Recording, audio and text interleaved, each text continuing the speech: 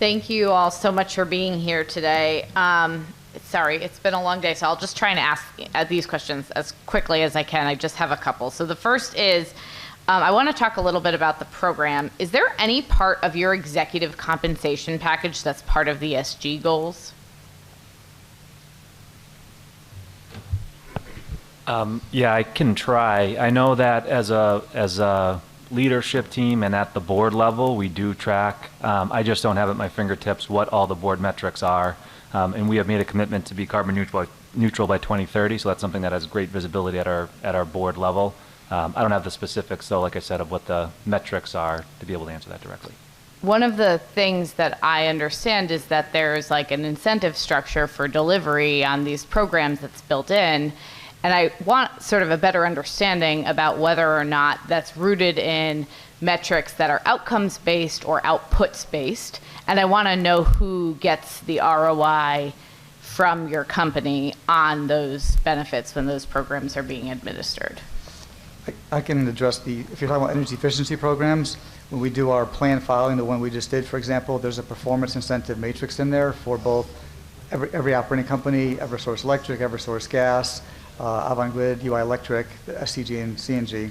In that filing, there's a performance management exhibit that shows how the calculation is, and it's metric based. There's savings criteria in there, energy savings, net benefits. So it takes the dollar value of the savings less the money you spend, so you're incentivized to spend less money to get the savings. There's also other metrics in the exhibit as well, such as percentage of homes that get insulated that are from the HES single family program, or from the income eligible program. There's also environmental justice metrics in there as well with regards to number of customers that participate in the programs. All those collectively are each individually weighted, and there's a schedule that's in the filing. And that's in the plan file we can send to you. I would love to understand the calculation of those metrics specifically, because I think that the levers that you can pull to measure success are really dependent on like outcome versus output. And you know, we mentioned this, you guys pulled me outside after my previous questions earlier. I've reviewed the booklet again. I don't feel super confident in the calculations of your demonstrated benefits based on what's in the report. It's beautiful.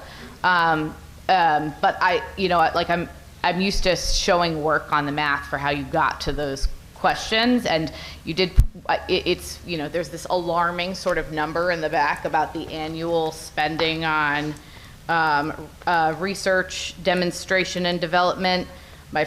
The evaluation, measurement, verification, $3.7 million. And as a research scientist whose salary was never anywhere close to that, like not even pennies on that dollar, I'm mortified by that number and my inability to sort of trace these numbers back to understand what we have to demonstrate ratepayer impact on the programs. And so I would really like to get a better understanding of what that is.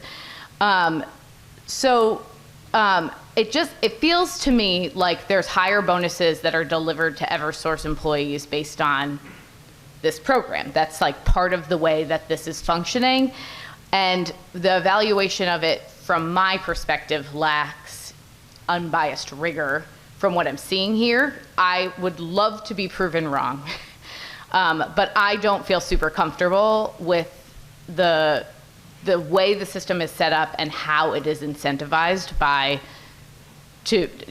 and how your compensation is determined based on the program's efficacy. So I would just love to get a little bit more information. And I would love my sort of suspicion that this is not okay. I would love to be proven wrong.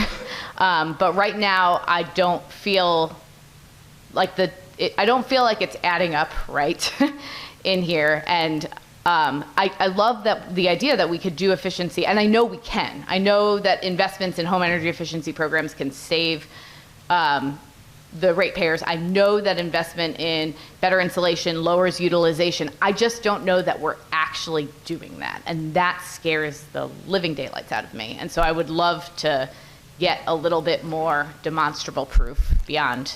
Sure, I'd be happy to provide additional information. Just a couple of points is the The evaluation budget is for evaluation studies by consulting companies, third party, to look at the data, look at the savings before, after, how the programs are run. We have monthly energy efficiency board meetings, and there's also the energy efficiency board as technical consultants that review the plans, the budgets, the proposed savings and goals. We're happy to elaborate more on the data behind it. And I'll just put this out here for the committee's consideration. An academic, you can write into statute a graduate student at UConn or Yale, and a graduate student who would have the skills to generate this report in less than a year. The salary for a UConn master's or PhD student right now is $30,000 plus fringe and indirect. And so I just don't feel great about this at all.